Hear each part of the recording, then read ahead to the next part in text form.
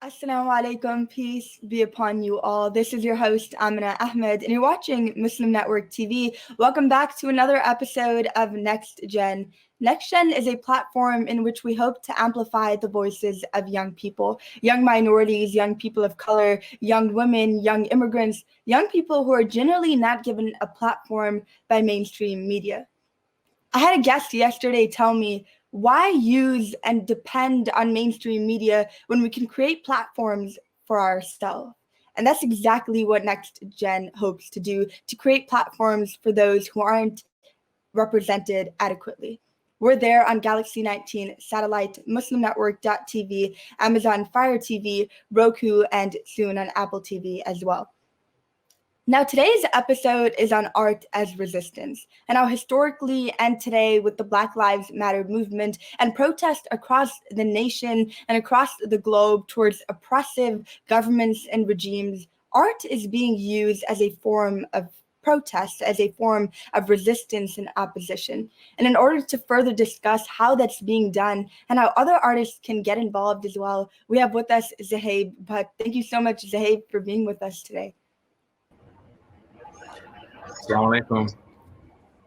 Welcome, Islam. Super cool to have you today. Zahab is a graphic designing student at Drexel University and studies media, art, and design. He is a student of art and is extremely passionate about that as well. Zahab is a freelance artist at the moment and is taking commissions and hopes to use his art to represent his political beliefs. That's super cool. The fact that you use your talents to represent your beliefs.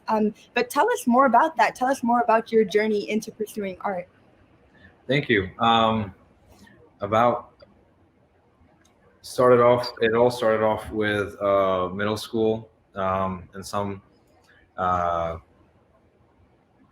where I just got into design for school projects, things like that. And I was just always loved drawing, things like that.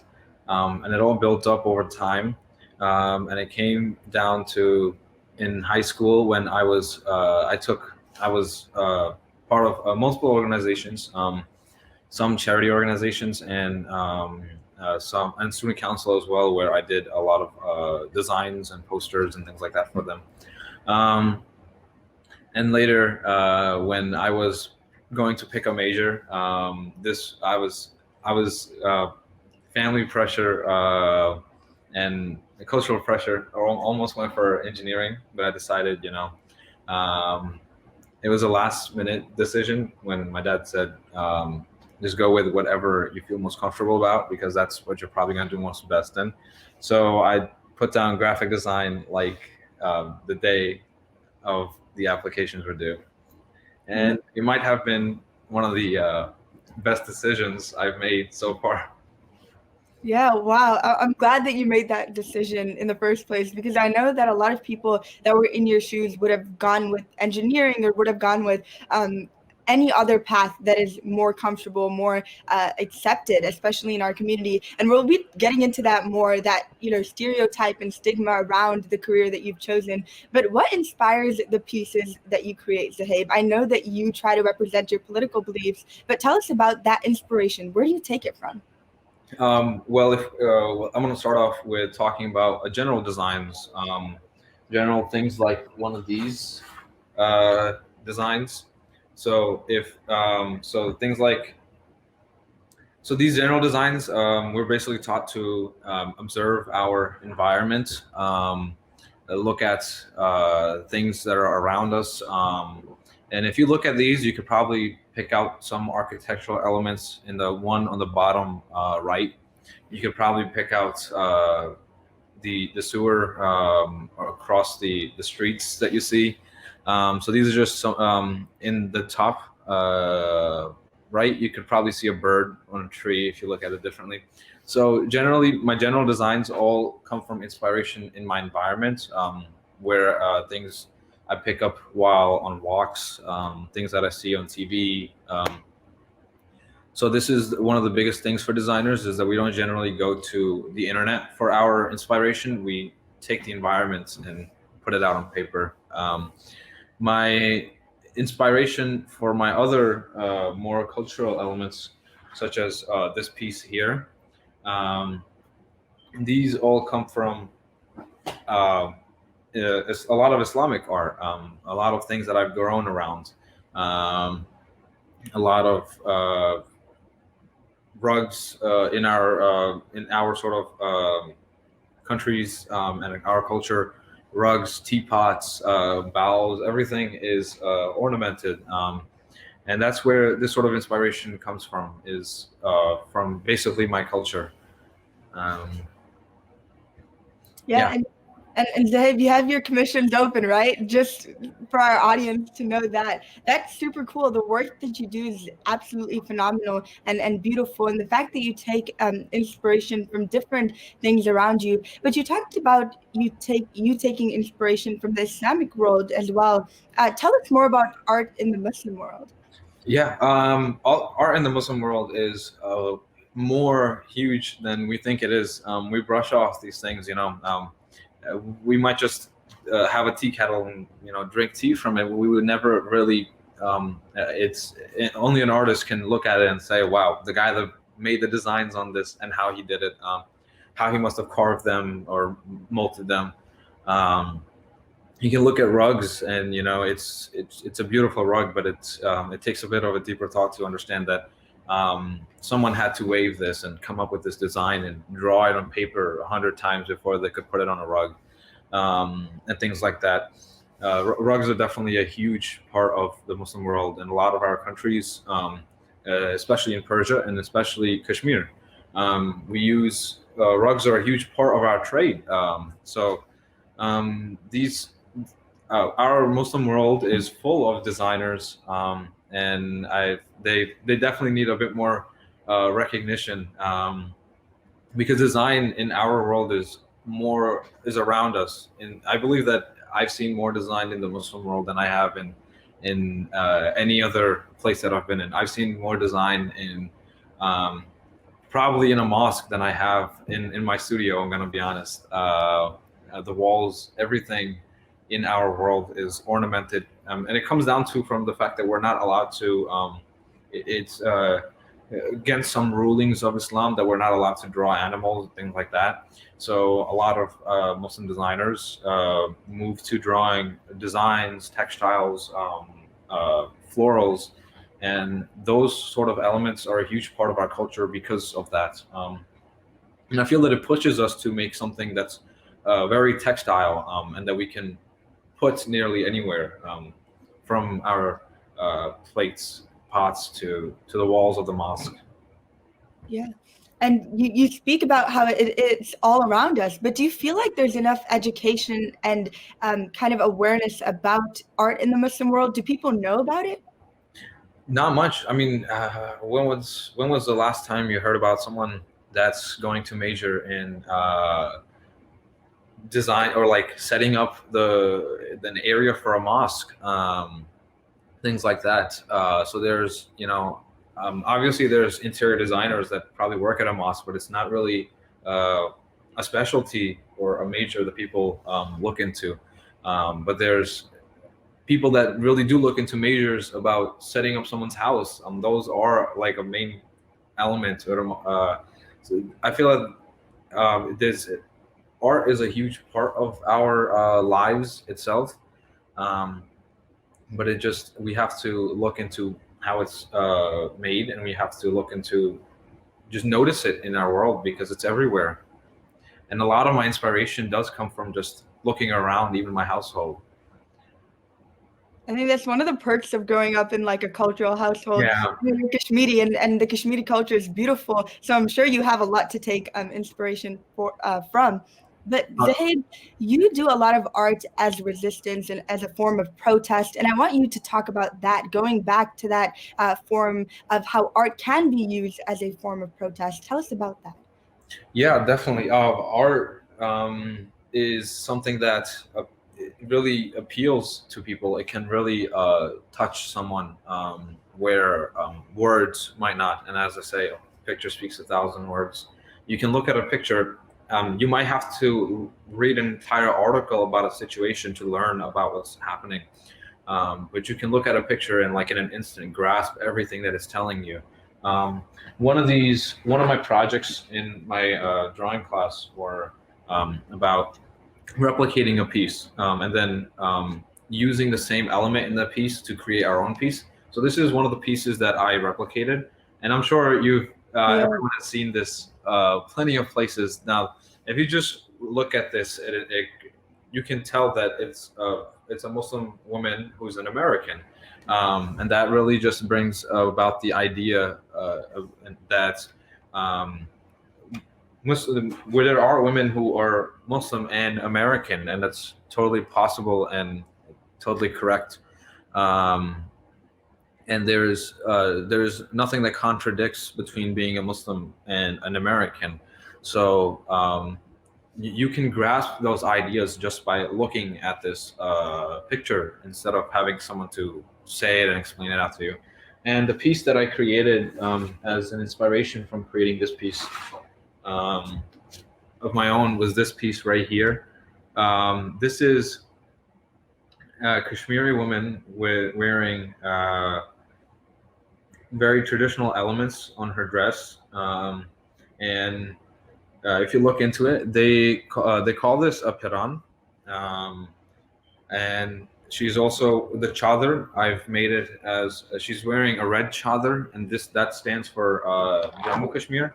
And the other chadar that she's wearing on top of that is the Azad Kashmir flag, and this is symbolism for wanting freedom. Jammu Kashmir wanting freedom from occupation. And the step forward that she's taking is a representation of trying to move forward in their time, trying to move past these obstacles. And she's holding a child, and that is signifying hope, pretty much. So there's a lot of elements that come into play with political and resistance art. I've used a lot of these techniques from old art. There's a lot of Chinese and Egyptian art that use the foot stepping forward as a signal of moving forward. A lot of rulers in Egypt, a lot of pharaohs in Egypt, and rulers of China used that element in their statues of making the people see them as someone who is moving forward, someone who is continuously trying to progress their nations. And the elements of just her, the way the body form, I've taken that inspiration from a lot of old statues and art. So we do also take inspiration from a lot of art that was used a very long time ago to signify things. So resistant art has been around for a very long time, a very long while. I think that's a very great point that you make, that it's not something that's relatively new, even though we are seeing it currently. It's something that's been going on for a long time. And I think, Zaheb, we can hear you talking about and describing what your art means to you and what it symbolizes for this whole episode. I don't think I need to do much of the talking today. That is phenomenal, the piece that you created representing Kashmir and Azadi and all of that. That's beautiful and powerful. And I think that I'm going to remind our audience again that your commissions are open. And we'll be right back after our short break to discuss the art that you do and how other artists can get involved into this as well. You're watching us on Galaxy 19 satellite, MuslimNetwork.tv, Amazon Fire TV, and Roku, and soon on Apple TV as well. We'll be right back.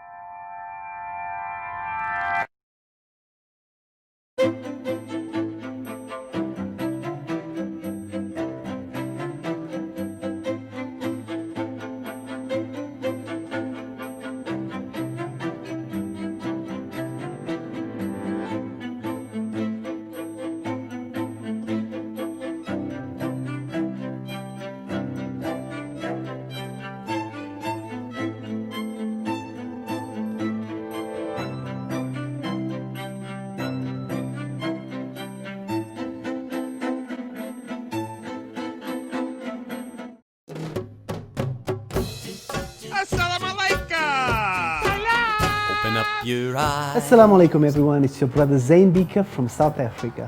One of the first educational programs ever produced for Muslim children was the ever popular Adam's World series. The colorful and comical Muslim puppet stole the heart of a generation. Sound Vision will be releasing brand new episodes of Adam's World with the launch of a Adam's World app. Subscribers will enjoy new Adam's World episodes as they are released, as well as all the classic episodes of Adam's World. So visit adamsworldapp.com now to learn more, subscribe and enjoy new adventures of Adam and his friends. And let's keep helping tomorrow's Muslims today. Assalamu alaikum. It's Adam's World. Believe me, there's a lot to see. Bismillah, let's explore.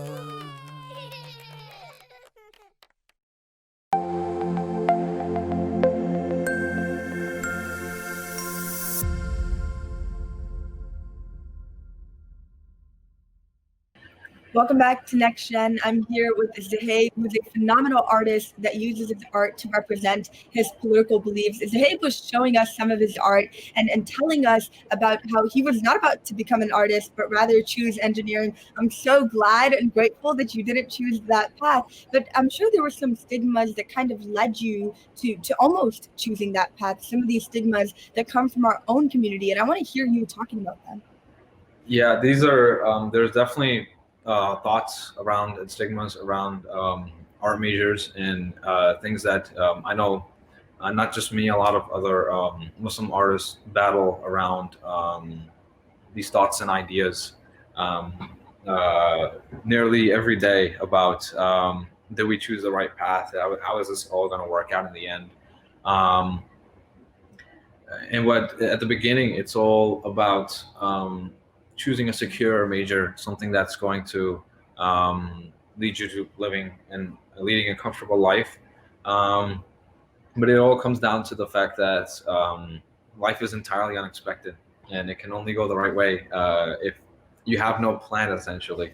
Now, I'm not saying just go out there and just do as you please. Yeah. If you have a plan, I have, as an artist, I have an entire plan for how I'm going to go through my schedule of college, my minors and all that.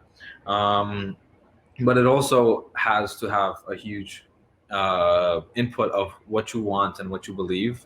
And if you're good at one thing, and it's just not going to be worth it to try and learn an entire different thing and try and convince yourself that you're happy with it, because that just doesn't essentially happen. There's a lot of people that I'm friends with, a lot of engineering majors who love their work. I know game designers that sit there and they design extra games in their free times because it's just something that they love doing, and that's a major for them. That's a major for engineers who essentially will sit in their free time and create components because it's just something that they love doing. But it's not for someone who wouldn't do that after they've clocked out.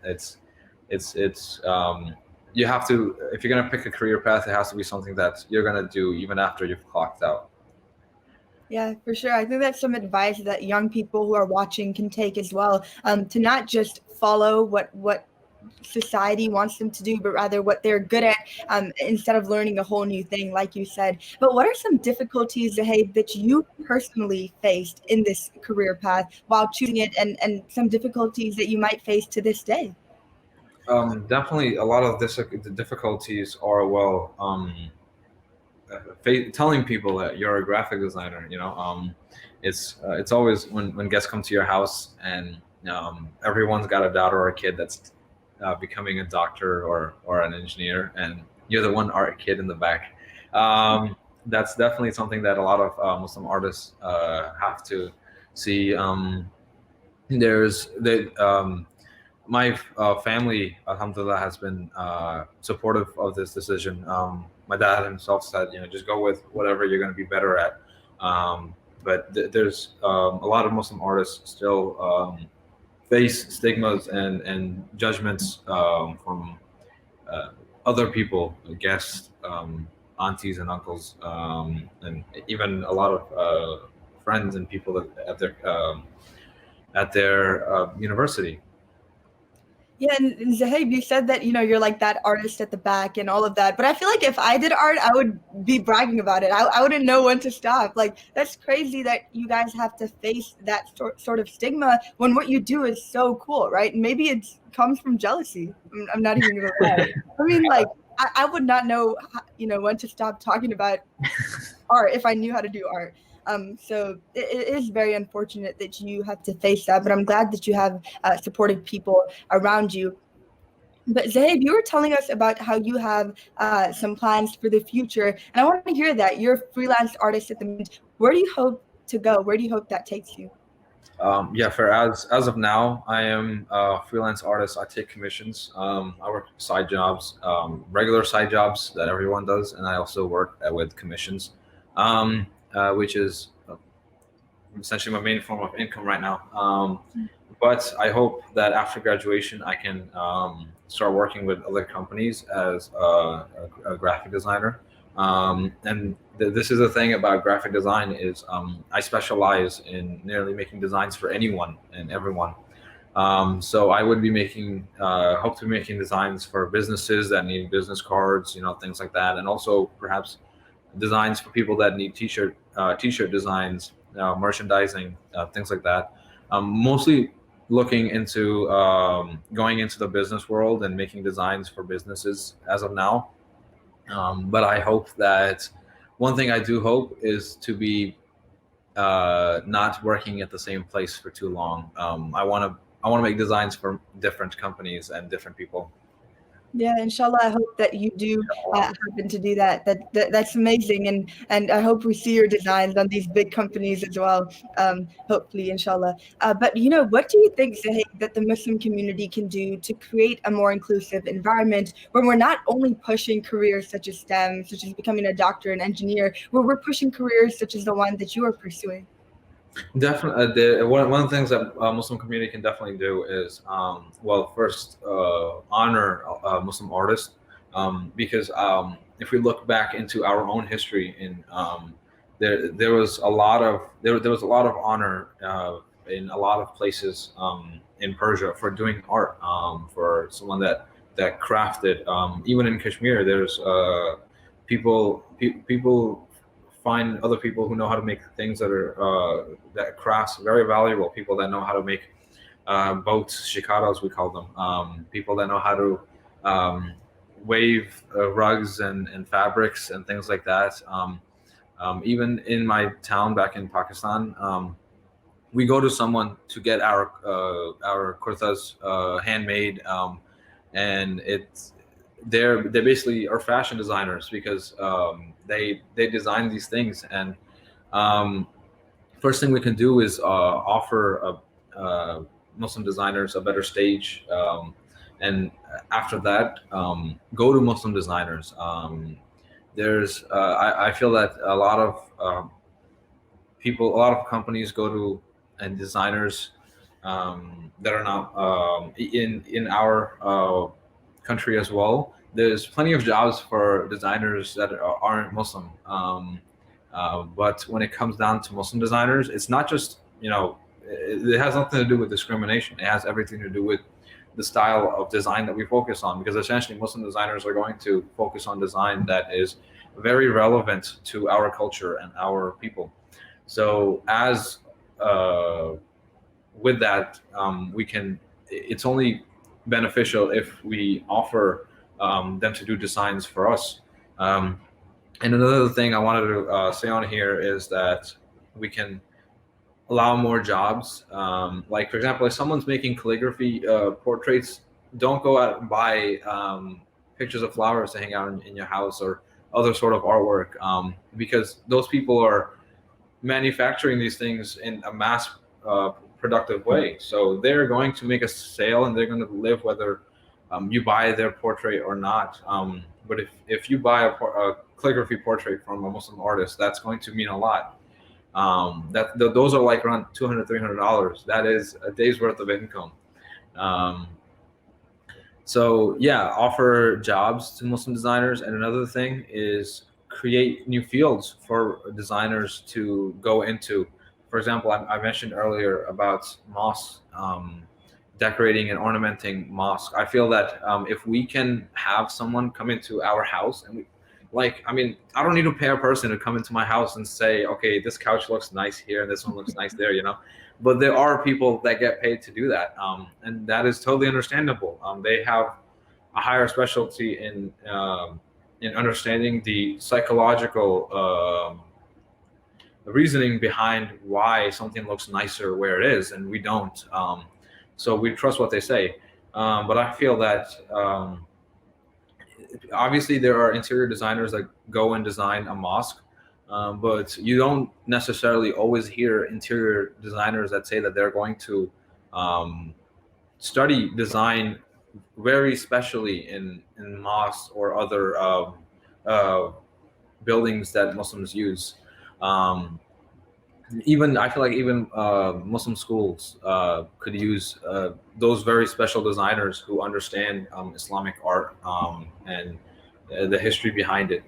So yeah, just creating an entire opening up the field and leveling it out for Muslim designers, because they're very different from other designers. Yeah, for sure. And I think to put it simply, it's just put our money where our mouth is. And I think the Muslim community needs to do a better job at that for sure. And give that respect that is given, like you said, in the Kashmiri culture, where if someone is a designer or does craft, there is respect given to them, as well as in our history in the Muslim world, with art in the Muslim world. So for sure, we do need to do that. But before we end here, Zaheb, I want to take your advice to young people who are watching, who are facing all of these stigmas that you described. What is your advice to them? Well, my advice, well, first off, while going into a path that's definitely different from other paths and not really talked about from your counselors, things like that, do a lot of research in what you would do after school, how you would pursue this path. And second would be to avoid a lot of the stigma. Someone's going to think about it for a little while. Someone's going to say, oh, so-and-so's kid is doing this. They might talk about it behind their walls. But to be honest, the only people whose opinion really matters is your own and the people that are going to be paying you. So that is all I have to say. It's anyone else's opinion doesn't really matter. Yeah, thank you so much, Zaheb. Thank you for that piece of advice. And thank you for showing us your super amazing artwork. This episode has been enlightening and just super cool. Seeing that we never had an episode where an artist kind of came in and showed their pieces and described it with the amount of detail and passion that you did. So thank you. And thank you to our audience for watching. And until tomorrow, Assalamu alaikum. Peace be upon you all.